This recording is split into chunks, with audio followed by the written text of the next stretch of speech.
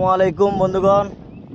আসলে ভাই আমাদের দেশে বুঝছেন যে বাংলাদেশে একজন যদি ফাঁসি দিয়ে মারা যায় বা একজন যদি বিষ খেয়ে মারা যায়, যে কোনো বিষয় নিয়ে মনে করেন একজন যদি মারা যায়, মনে করেন মারা যান আগে মনে করেন আপনি আমার আপন লোক, আপনার কাছে আমি একটা সত্য কথা বলছি যে আমি এই কারণে এই সমস্যায় ভুগছি।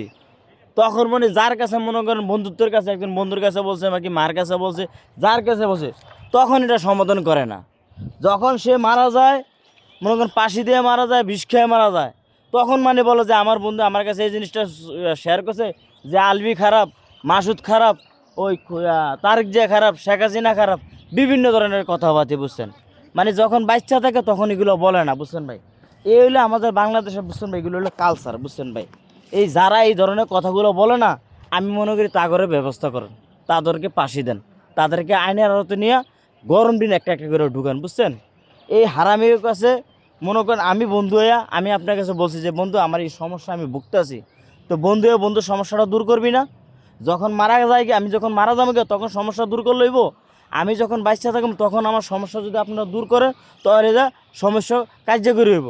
এখন আমি মরে গেলে ওই মনে করেন অমুক খারাপ, হ্যার কারণে মারা গেছে, হ্যার কারণে এই জিনিসটা হয়েছে, এই ধরনের কথা হচ্ছে। আর ভাই, একটা মানুষ নিজে যদি সমাধান করতে পারতো, তাহলে মার কাছে বলতো না, বাপের কাছে বলতো না, বন্ধু বান্ধবের কাছে বলতো না, তাহলে নিজেরটা নিজেই সমাধান করতে পারতো।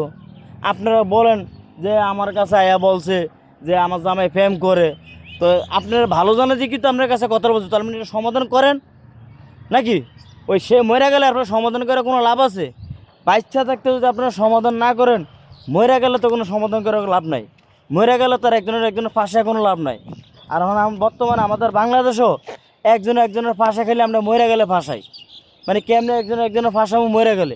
আরে ভাই, বাচ্চা থাকতে সমাধান করা ভালো, বাচ্চা থাকতে সব কিছু ম্যানেজ করা ভালো।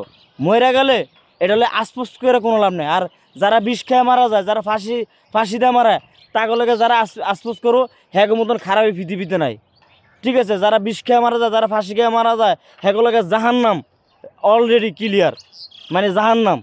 হ্যাগুলোকে বেহেস্ত কোনো ইয়া নাই, খালি জাহান্নাম। হ্যাঁ খালি জাহান্নামের চিন্তা। হ্যাঁ যেহেতু 5 ওয়াক্ত নামাজ পড়ে যদি ফাঁসি দিয়ে মরো, তারপর হ্যাগুলোকে জাহান্নাম। কিন্তু আল্লাহ বলছে জীবন মরণ সব কিছু আমার হাতে, তোমার হাতে না। তো আমরা নিজেরা কি করি? ফাঁসি দিয়ে মরে যায়। নিজেরা কি করি? বিষ খেয়ে। এটা কার দোষ? নিজের দোষ, নিজের দোষের কাছে মরছি। তো ভালো থাকুন বন্ধুরা, আল্লাহ হাফেজ।